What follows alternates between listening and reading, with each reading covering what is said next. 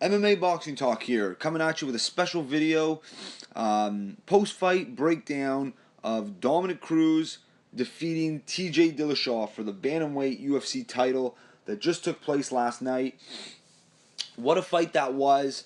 Very, very entertaining fight. I was on the edge of my seat. The exchanges were so quick, and you had to focus when you see them about to exchange. Such fast fighters. I definitely thought Cruz did enough to win, even though it was a close fight.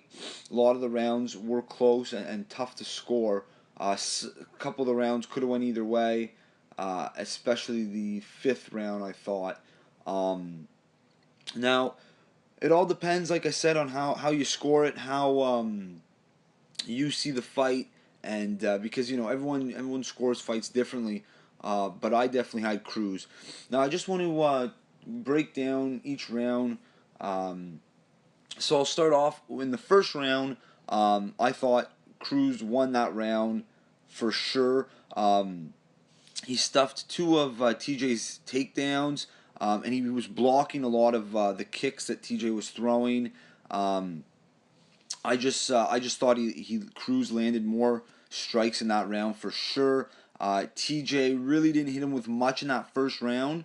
TJ did land a body kick on Cruz, but Cruz definitely was a little more active, and landing a little bit more, I would say, and stuffing two takedowns, blocking a lot of stuff, looking good. So I give the first round to Cruz. Even though it was close, I thought he did enough to win that round for sure. Moving on to the second round, TJ goes right off the bat. TJ goes for a head kick, which gets blocked by Dominick Cruz, and TJ lands on his butt, losing his balance kind of. Obviously, nothing. Cruz didn't capitalize on that particular slip. Cruz did land two nice body punches within a minute of the first round or the second round, more to the beginning of the second round. Lands two nice body punches. He also lands shortly after a nice crisp jab. Lands flush on TJ's face. Hits TJ with a straight left and lands another left hand closer to the end of that round. Now, in the second round, that's where I started to really notice that Dillashaw was fighting flat-footed. He was missing a lot of his punches. He was more flat-footed. He was loading up on his punches, and he kept missing. And he just seemed to not be fighting his game. And what got him successful in the past, because that was footwork and a lot of movement. He was more flat-footed in this fight against Cruz, and Cruz was the more active, the fighter that used more movement and things like that. Now, like Dillashaw did land a nice right hand, and he did land a high kick in the second round. But after two rounds, I definitely thought Cruz was winning the first round 1 and 2. At the end of the second round, I also want to note that that was when TJ got taken down for the first time in his career. Cruz takes him down. Dillashaw does get back up, but and goes to attack Cruz, and Cruz immediately gets another takedown on Dillashaw. So like two takedowns in the matter of 10-15 seconds almost. So that was also a big factor in this fight. It was a close fight. So I had Cruz definitely winning after two. I had him winning both rounds. Now, moving on to the third round, TJ was definitely being over-aggressive in that round. Not really picking his spots like he should have been, and that he has the ability to, and just not doing what made him successful in the past. I felt he kept missing Cruz. Now he finally lands a punch and a kick, which were decent, but Cruz was moving away, so it didn't really connect too solidly. And that the head kick was it just barely grazed Cruz's face, not really hurting him too much. Another thing too, Cruz was very, very evasive in this fight. TJ missed quite a bit, it felt, throughout the whole fight. I mean, he did land some punches and kicks and leg kicks. There's no doubt, but he was missing a lot, and a lot of the shots that he did land, they weren't very. They didn't seem to be too effective because Cruz was always moving away, so not taking the full damage of the punches, or the full force, I should say. Now in the third round, Cruz, he landed a nice right hook, and he also landed one of his best combinations of the fight. It was a solid uppercut, and he also finished it off with a left hand right after the uppercut. So it was a nice right uppercut, left hand combo. Cruz scores his third takedown in the third round, and at the end he cracks him with a jab, and finishes off after with a good combo to finish the round. And TJ just seemed to keep missing at the end of the third round. Now, at the end of the third round, too, the last minute or two, TJ started to seem a little more tired, especially in the third round. And but he does manage to land a body kick before that round ends. Now, this round, I also got to give this round to Cruz because I felt TJ wasn't efficient or effective, and he was just being over aggressive. He was missing, and like I felt he was taking a lot of energy, using up a lot of energy, loading up on those punches and missing. So I just thought that Cruz, was definitely more effective in that round. I give that one to him. It was close, but TJ just he didn't really land enough, and what he did land seemed to be just barely grazing Cruz while he was moving away. So at this point in the fight, I had it was 3 rounds to nothing for Dominick Cruz. Now not everyone's going to agree with that, but I did feel that Cruz deserved to win the first 3 rounds.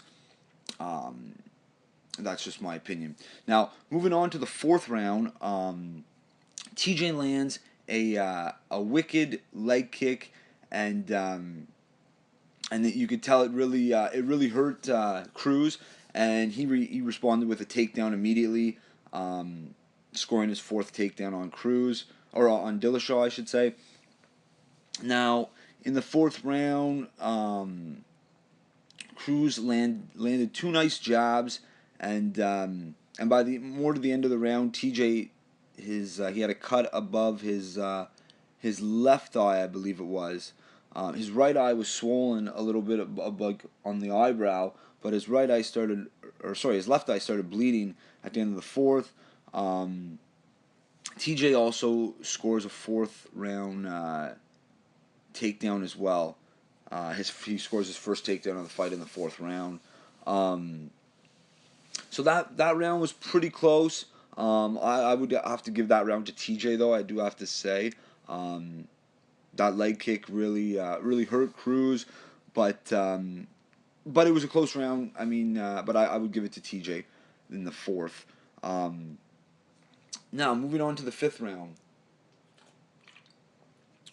The fifth round was a close fight. Or a close round, I should say. I felt that the fifth round could have went either way. It was a close round. Now, Cruz, he landed a nice combo while leaping in, more to the beginning of the round. After that, though, TJ did land a big head kick to the body, or sorry, a big leg kick to the body, which was a powerful kick, and also followed up with a huge kick to the head. Those two, it was a kick to the body and a kick to the head. Those were the two heaviest shots of the fight. They seemed to they didn't really back Cruz up too much, because that's just his style, moving around and coming into different angles and things like that. But those were the two heaviest shots that appeared to be the two heaviest shots of the fight. Now that's coming in the fifth round. To me, it was a little bit not enough and just too late kind of thing. But Cruz, he came back and he landed a nice combo, and just had a flurry. He let his hands go a little bit, not landing everything, but landed a nice combo and a nice crisp left. With I don't know, about a minute or so left in the round. So that round I could have scored either way. So for me, I had, if I was being a little bit generous, I had Cruz winning 3 rounds and TJ winning 2 rounds. But that fifth round, I'll give it to TJ, but I don't know if you won it. It could have went either way. So, but I'll give TJ the benefit of the doubt, and I'll score the fight 3 rounds to 2 for Dominick Cruz. Close fight. I definitely understand why some people might feel that this is a kind of a controversial decision. If you're a Dillashaw fan, or you just solely want to see a knockout, of course you're going to you're not going to be impressed with Cruz's win, but he just showed the footwork, the head movement, just all upper body movement. This guy is so evasive. His movement seemed to be just as good as he was in the past for dodging punches and just looking like the Dominick Cruz of old. And let's not forget, this is the first UFC champion ever at the bantamweight division. Now, I predicted this win for Dominick Cruz. If you go back to my videos in the beginning, I have a video predicting Dominick Cruz to get the decision. I said unanimous decision, but I just said by decision basically. So I predicted this one right. Now, last night's fight, last night's fight card, I went 3 for 5 in my predictions. The main event I got right with Dominick Cruz. The co-main event, I got that one wrong. I picked Pettis. Alvarez won. It was kind of a close fight. I thought Pettis might have won it, but Alvarez did control him a little more on the fence, so I guess he deserved that win. Then I predicted Travis Brown to stop Matt Mitrione, which he did, and also I got Ross Pearson wrong. I predicted he was going to win. He lost to Francisco Trinaldo. And on one of the prelims, I predicted Paul Felder to win, which he did. So I went 3 for 5 tonight. But the one that really mattered the most was the title fight. What a great fight that was. I really think there'll be a rematch for sure. Now, I was just so impressed with Dominick Cruz, having one fight in the last 4.5 years or so, coming back and just looking like the fighter he once was.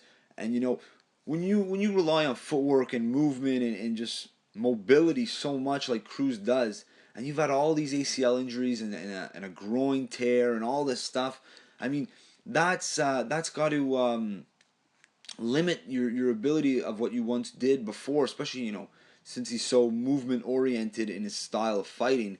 Now he just proved all the critics wrong. He proved that ring rust and things like that are more mental than anything else. You just have to be mentally strong, and that's a very tough thing to do. What he did, after having 4 years of injuries, all these people telling him that he couldn't do it and all these things, what he did is it's unbelievable, and it's definitely, to me, the best UFC comeback story. This guy was the man at 135, and then nobody took nothing away from him. The only thing that took his belt away was his own personal injuries. Now he's back. He just beat TJ Dillashaw, who's a top 10 pound-for-pound fighter, who a lot of people see as just an awesome fighter, a knockout guy, great footwork, all this stuff. And Cruz just he fought his fight, and Dillashaw didn't fight his fight where he could have been most successful. So I definitely think there'll be a rematch. That'll be a great fight. If not, Cruz will fight maybe Uriah Faber next, TJ might fight Rafael Sensao because he's lost to a Sensao, so he might want to revenge that, then fight for the title again or whatever. That's a good division. There's a couple other guys I want to mention. So you got Cruz the champ, TJ the number 1 contender. You got Faber the number 2 contender. Number 3 is Rafael Sensao. There's also a couple guys I want to point out. 2 young guys who seem to have a lot of potential. I'll be keeping an eye on them. It's Thomas Almeida and Aljamain Sterling. 2 young guys at the 135 division. And there's also Michael McDonald, who's now back in the mix. So that's a good division. It seems like it's starting to, get a little stronger now that Cruz is back as well. We got, the former champion back.